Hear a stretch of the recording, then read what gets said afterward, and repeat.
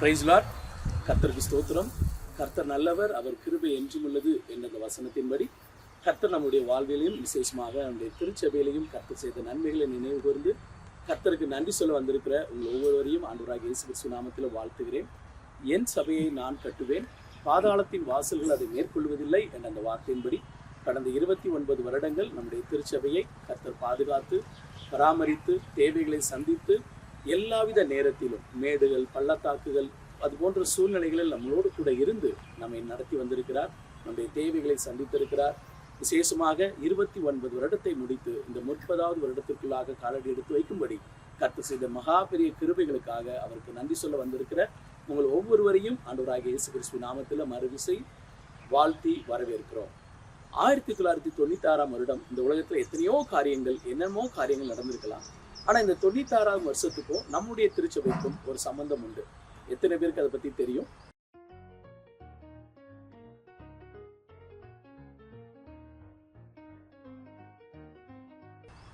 சரியா சொன்னீங்க.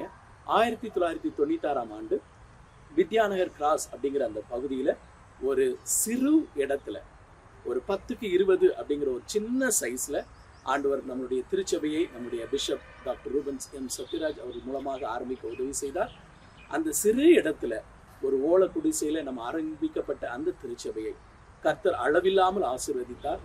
நம்முடைய பிஷப்புடைய அநேக முயற்சிகளின் நிமித்தமும் அவருடைய ஊழியத்தின் நிமித்தமும் கர்த்தர் அந்த ஊழியத்தை மிகப்பெரிய விதமாக ஆசீர்வதித்து அந்த இடத்துல பக்கத்துல ஒரு பெரிய மலை இருந்துச்சு. அந்த மலையில வெடி வைத்து அந்த கற்கள் சிதறி விழும், பலவிதமான ஆபத்துகள் இருக்கும். ஆனால் அந்த ஆபத்துகளின் மத்தியிலையும் கர்த்தர் அந்த திருச்சபையை பாதுகாத்து அந்த இடம் நிரம்பின காரணத்தினால நமக்கு ஒரு புதிய இடத்திற்காக நம்ம தேடிக்கொண்டிருந்தோம்.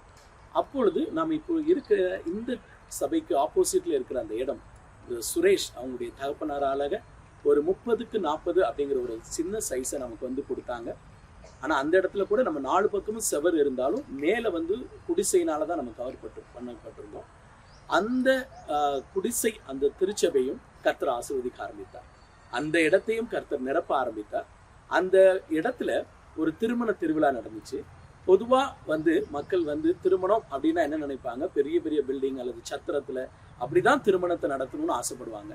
ஆனால் முதலாவதாக அந்த குடிசை சபையில கூட ஒரு திருமண திருவிழாவில் கர்த்தர் நமக்கு வாய்க்க பண்ணி கொடுத்தார், கர்த்தர் நடத்தி கொடுத்தார். அதோட யாருடைய திருமணம் தெரியுங்களா?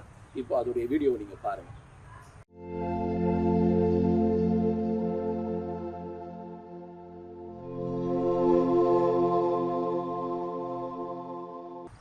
உங்களுக்கு எல்லாம் தெரிந்து அந்த திருமண திருவிழா நீங்க பார்த்தீங்க. இந்த திருச்சபையும் ஆரம்பிக்கிறதுக்கு ஆண்டவர் ஒரு 4 மனிதர்களை தேவன் பயன்படுத்தினார்.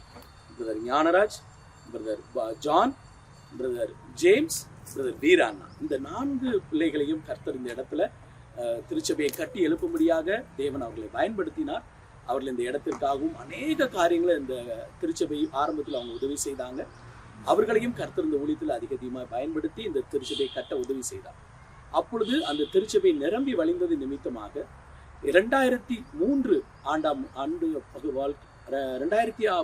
ஆண்டுல நாம் இப்பொழுது இருக்கிற இந்த இடத்தை ஆண்டவர் வாங்கி அதை கட்டி எழுப்ப நமக்கு நம்முடைய பிஷப் அவர்களுக்கு உதவி செய்தார். நம்முடைய பிஷப்புடைய அநேக தியாகமான ஊழியங்களின் நிமித்தம் கர்த்தர் அந்த ஊழியத்தை ஆசீர்வதித்தது நிமித்தம் அநேகரை இந்த இடம் நிரம்ப ஆண்டவர் கொண்டு வந்தார். இந்த இடத்துலையும் இந்த புதிய இடத்துலையும் ஆரம்ப நாட்கள்ல ஒரு திருமண திருவிழாவை ஆண்டவர் நமக்கு வாய்க்கும்படி செய்தார், நடத்தி கொடுத்தார். அது யாருடைய திருவிழா அப்படிங்கிறத நீங்க இப்ப பாப்பீங்க.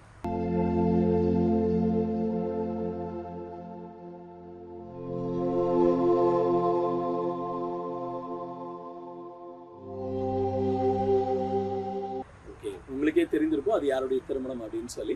அது மட்டுமல்ல, இந்த திருச்சபையில நம்முடைய திருச்சபையின் மூலமாக நம்முடைய பிஷப் அவங்களுடைய ஊழியத்தின் நிமித்தமாக அநேகர் ஆசீர்வதிக்கப்பட்டாங்க. அதுல ஒரு சில சாட்சிகளை நம்ம இப்ப வீடியோவாக நம்ம பார்க்கலாம். Praise Lord. நீங்க பார்த்தீங்க, ஆண்டவர் அவங்களுடைய வாழ்வில் செய்த நன்மைகள் எல்லாம் நீங்க பார்த்தீங்க. இந்த திருச்சபையில அநேகர் இங்க இருக்கிற சிறியோர் முதல் பெரியோர் வரை எல்லாருக்குமே கர்த்தர் அநேக நன்மைகளை செய்திருக்கிறார். ஆனா ஒரு சிலரை மட்டும் நாங்க வீடியோ எடுக்கிறதுக்கு காரணம், இவங்க ஆரம்ப நாட்கள்ல இந்த ஊழியங்கள் எப்படி இருந்தது எப்படி நடந்ததுங்கிறது அவங்களுக்கு நன்றாக தெரியுங்கிறதுனால நம்ம அவங்கள அவங்களுடைய சாட்சியின் மூலமாக அவங்களுடைய செய்தியின் மூலமாக நம்ம உற்சாகப்படுத்தப்பட்டோம்.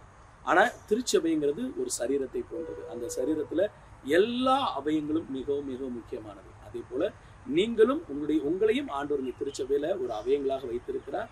நீங்களும் மிகவும் மிகவும் முக்கியமானவர்கள். அங்க சாட்சி கொடுத்தவங்களை தவிர இங்க இருக்கிற நீங்களும் மிகவும் மிகவும் முக்கியமானவங்க. அதை நீங்க மறந்துடக்கூடாது.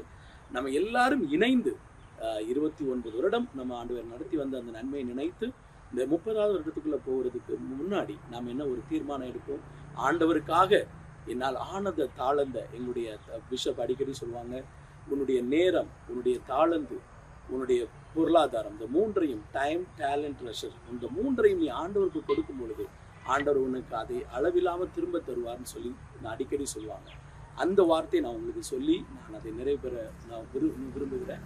உங்களுடைய வாழ்க்கையில் ஆண்டவர் உங்களுக்கு கொடுத்துருக்கிற டைம், ஆண்டவர் உங்களுக்கு கொடுத்துருக்கிற டேலண்ட், ஆண்டவர் உங்களுக்கு கொடுத்துருக்கிற ட்ரெஷர், இந்த மூணையும் நீங்கள் கர்த்தருக்கென்று கொடுத்து கர்த்தருடைய ஊழியத்தில் நீங்கள் பங்கு பெறும் பொழுது கர்த்தர் உங்களையும் இன்னும் அதிகமாக ஆசீர்வதிப்பார்.